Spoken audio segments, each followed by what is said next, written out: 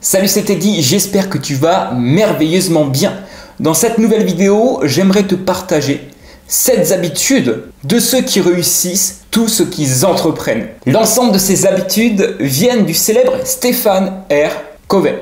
Après quelques recherches, tiens, je te le précise, j'ai pu comprendre que le R juste après Stéphane, en fait, représente une simple initiale de son deuxième prénom. C'est souvent comme ça que d'ailleurs aux US, parce qu'ils sont tellement nombreux là-bas, qu'ils font pour se démarquer en fait. Parce que des Stéphane, il y en a plein, mais du coup, ce qu'ils font, c'est qu'ils ajoutent la deuxième lettre de leur prénom. Bref, c'était un petit cadeau dans la vidéo. Bref, Stephen R. Covey, du coup, c'est un auteur conférencier de renommée dans le domaine du développement personnel et du leadership.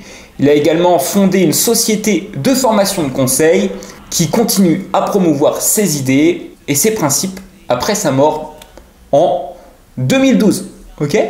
Donc, je vais te partager les 7 habitudes qui, véritablement, si tu les appliques, vont transformer ton quotidien et te permettre de totalement tout réussir. La première habitude, c'est celle d'être proactive. À chaque fois, je vais te partager plusieurs points à l'intérieur d'une seule habitude.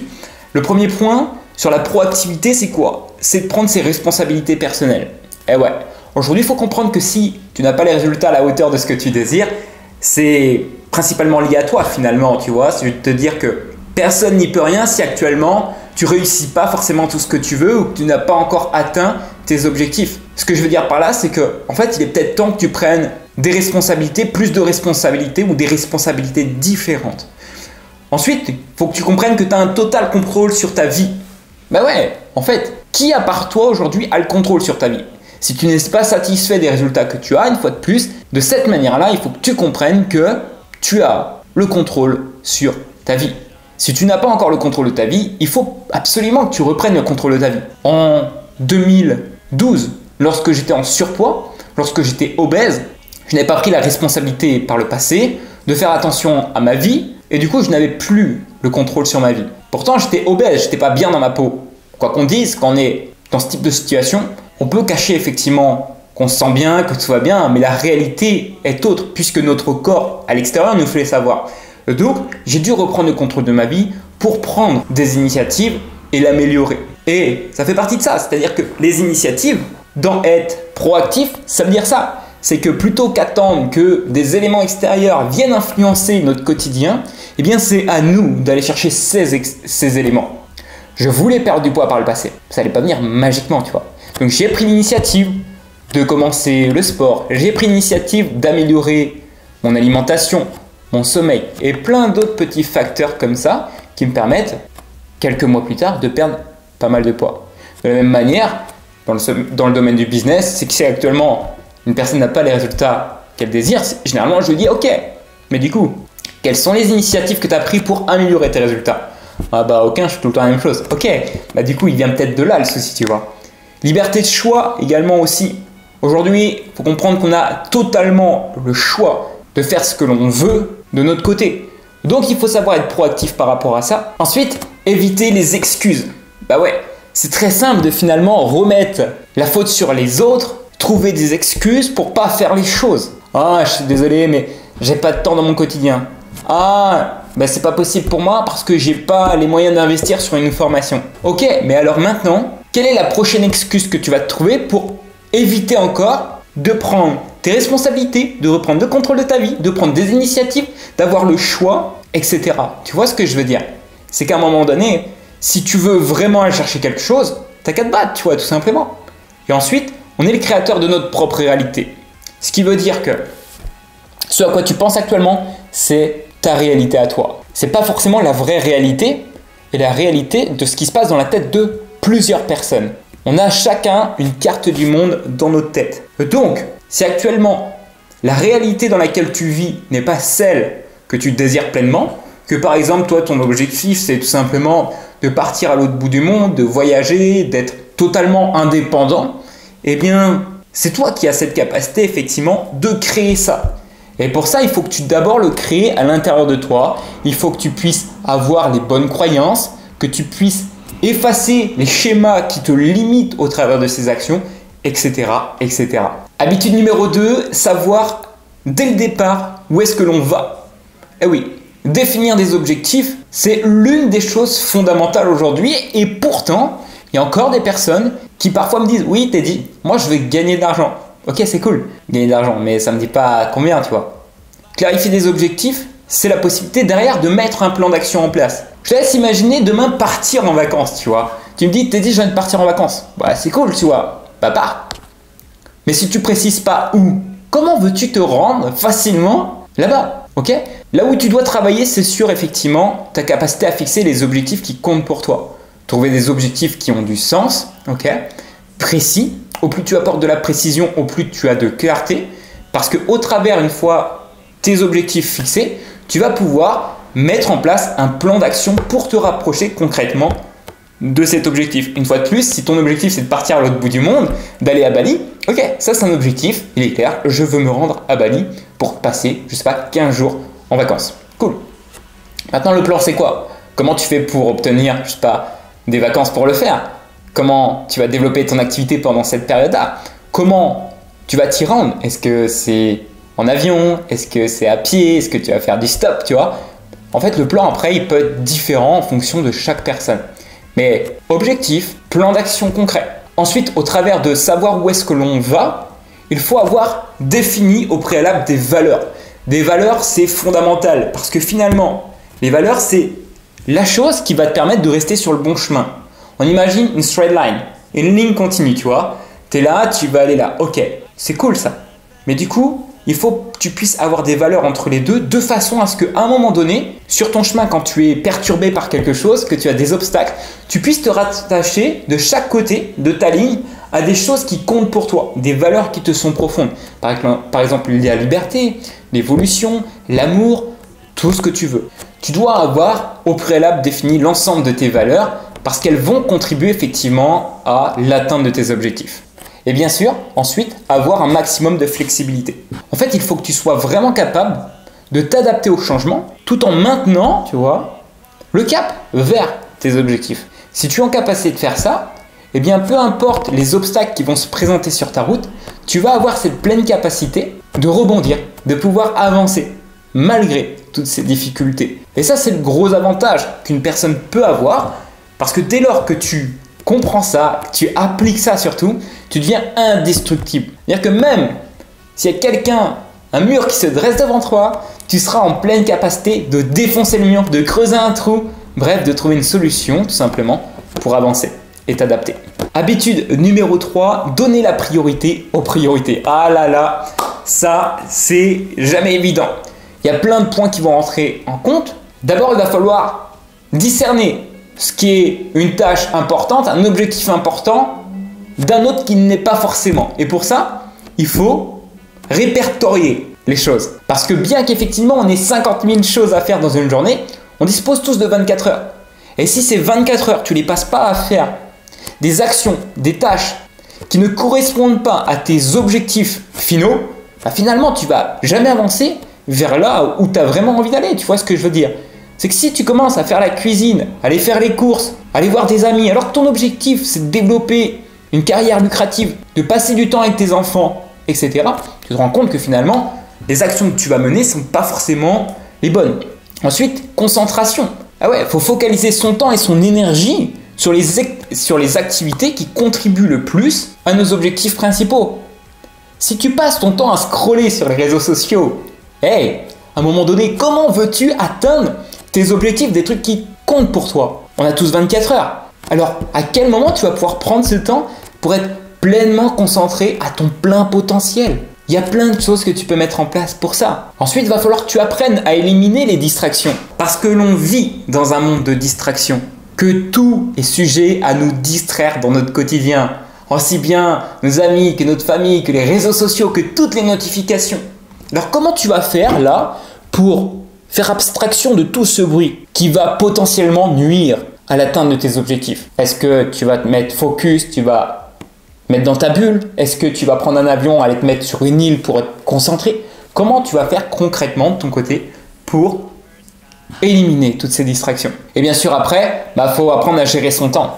C'est-à-dire qu'à un moment donné, vu qu'on a 24 heures, comment tu organises ton temps pour mettre tes priorités à l'intérieur? Moi par exemple, l'une de mes priorités, c'est moi, ma croissance personnelle, mon bien-être. Alors ce que je fais dès le matin, c'est des pensées positives, c'est écrire sur mon cahier, c'est planifier mes objectifs, c'est aller à la salle de sport, c'est me développer au travers de la lecture, écouter des podcasts aussi pour enrichir toutes mes connaissances. Tu vois ce que je veux dire?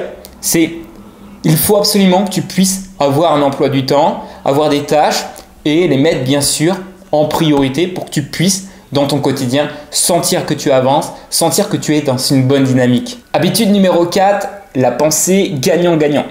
Là, on cherche à avoir des approches qui sont coopératives. On va chercher des solutions qui bénéficient à toutes les parties impliquées. Ce que je veux dire par là, c'est que la méthodologie gagnant-perdant, elle marche, mais elle est temporaire. Ce qu'on veut absolument faire dans tout ce que l'on entreprend, c'est avoir des choses où on va être gagnant-gagnant.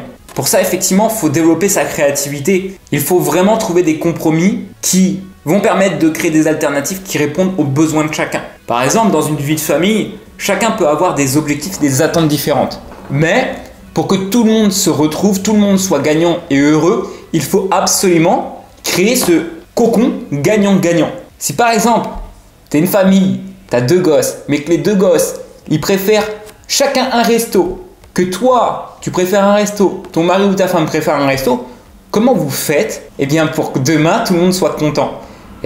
C'est là qu'il faut mettre des process gagnant-gagnant. Pareil avec tes clients. Si à un moment donné, ton objectif, c'est juste de faire du profit et pas aider sincèrement tes clients, comment veux-tu que ces clients soient gagnants et puissent demain te recommander, tu vois? Il faut vraiment que tu puisses instaurer ce côté gagnant-gagnant. Moi, je ne vois pas d'autre chose parce que dans tous les cas, en plus, lorsque tu fais ça, ça te permet de créer une culture, favoriser des relations basées sur la confiance, des collaborations et du respect mutuel.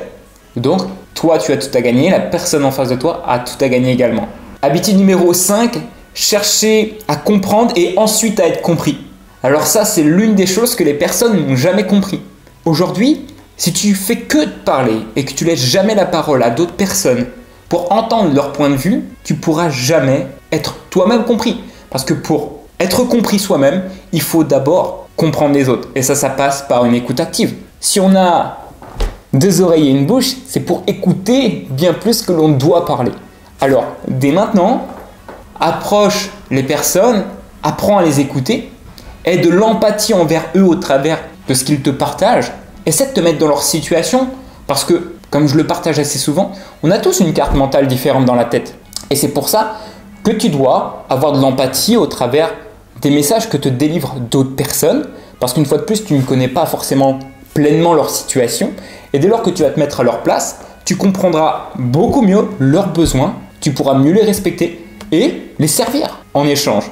Ensuite, challenge-toi d'avoir une communication la plus simple et la plus claire possible lorsque tu t'exprimes.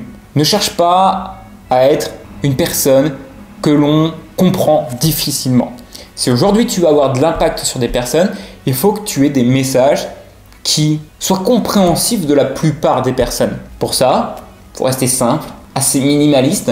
Ça ne veut pas dire que tu dois effectivement dévaluer, sous-estimer les capacités que tu as et ne pas les mettre aux yeux du monde, mais une fois de plus, avoir une communication claire va te permettre de faire la différence et ensuite avoir un dialogue ouvert. On a depuis la nuit des temps, à l'école, appris à poser des questions qui sont la plupart du temps fermées. Mais en posant des questions fermées, on va nulle part en fait. Ce qu'il faut comprendre, c'est que pour instaurer des dialogues qui soient constructifs, il faut apprendre à poser des questions qui soient ouvertes. Quelles sont les choses que tu veux réaliser dans ta vie? Waouh, tu vois? Ou plutôt, tu vois, si je te pose cette question, est-ce que tu préfères rester salarié ou est-ce que tu préfères X, Y, Z, tu vois? Question de merde. Alors oui, des fois ça peut être utile, mais en allant poser des questions ouvertes, ça ouvre un champ des possibles pour tout le monde. Et ça, c'est incroyable. Habitude numéro 6, travailler en synergie. Aujourd'hui, collaborer avec des personnes qui ont des ambitions similaires aux tiennes, t'entourer de personnes qui ont des ambitions similaires aux tiennes, échanger des informations, prendre connaissance, avoir des ressources, des expériences différentes, c'est enrichissant pour tout le monde. Ok ? Il faut vraiment que tu te mettes en tête qu'il y a beaucoup plus de bénéfices de travailler et de collaborer avec quelqu'un qui est dans une démarche similaire à la tienne que le contraire, que de rester isolé.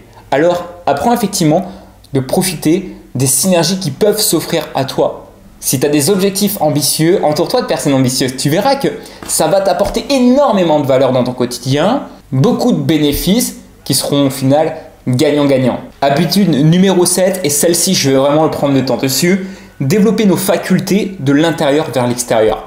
Waouh, juste le truc, il est beau. Ça veut dire quoi? Croissance personnelle. Il faut s'engager dans un processus de développement personnel, d'apprentissage en continu. Apprendre, c'est pas juste à l'école en fait. Il faut comprendre que l'apprentissage doit être tout au long de notre vie. D'ailleurs, c'est ce qui maintient également en forme. Aujourd'hui, il y a des études qui montrent que les personnes âgées de plus de 70 voire 80 ans, dès lors qu'ils vont réapprendre quelque chose de nouveau comme une nouvelle langue, déjà ça va les challenger, mais ça va leur donner un nouveau goût à la vie et les encourager dans une démarche de croissance et d'évolution. Apprendre, c'est toute notre vie en fait. Se développer personnellement, c'est avoir la pleine capacité de comprendre qui on est avec nos forces et nos faiblesses et travailler dessus. Continuer à grandir en fait naturellement. Il faut aussi aller rechercher de l'autonomie. Prendre en charge sa propre croissance et son épanouissement personnel. Et oui, si tu ne le fais pas, retiens encore que personne ne le fera à ta place. Si tu as envie effectivement de grandir, de te développer, il faut que tu prennes en charge ta propre croissance. Que tu comprennes ce que tu peux faire, que tu comprennes où est-ce que tu veux aller et pour à la fin pouvoir t'épanouir. Mais une fois de plus, personne ne peut le faire à ta place. Il faut que tu apprennes à être autonome sur ça, à mettre des actions nécessaires pour avancer. Il va falloir aussi que tu développes tes compétences, ok ? Donc au travers de ça, je parle de développer des nouvelles compétences, se former sur des compétences, investir sur soi, ok ? Du temps, mais également des ressources financières pour te permettre demain d'aller chercher bien plus dans ton quotidien. Et dernière chose pour développer nos facultés de l'intérieur vers l'extérieur, c'est cette notion de leadership, d'inspirer les gens, non pas par ce que l'on dit, mais par ce que l'on fait, de l'intérieur vers l'extérieur. Si toi de ton côté tu fais les choses, que tu te challenges à avancer dans ton quotidien, tu auras beaucoup plus d'impact juste que plutôt dire comment faire les choses. Cette notion de leadership, tu dois l'implémenter dans ton quotidien pour que les gens comprennent, waouh, ok, ce gars il fait ce qu'il dit. Et ça, tu dois vraiment le comprendre.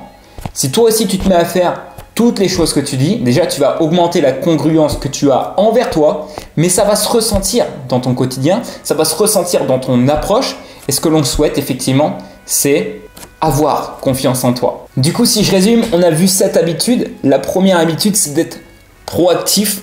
La seconde, c'est de savoir dès le départ où est-ce que l'on va, où est-ce que l'on veut se rendre. Ensuite, c'est donner la priorité aux priorités.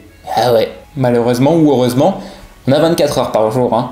Ensuite, la pensée gagnant-gagnant. Ils font penser effectivement à faire les choses correctement pour créer des choses puissantes. Habitude numéro 5, chercher à comprendre, ensuite à être compris. Souviens-toi, 2 oreilles et une bouche. Profiter des synergies. Ah ouais, être dans un cercle vertueux avec les bonnes personnes. Il faut profiter des synergies gagnantes. Et bien sûr, développer nos facultés de l'intérieur, ok, vers l'extérieur. Maintenant, bien sûr, si tu as aimé cette vidéo, je t'invite bien sûr à liker, t'abonner, activer la cloche de notification, tout ce que tu veux. Également, tu retrouveras dans la description tous mes réseaux sociaux sur lesquels je t'invite à t'abonner. Je partage quotidiennement et tu retrouveras également quelques liens pépites que tu peux utiliser demain pour obtenir une totale liberté également de ton côté. On se dit à très vite, c'était Teddy. Let's go!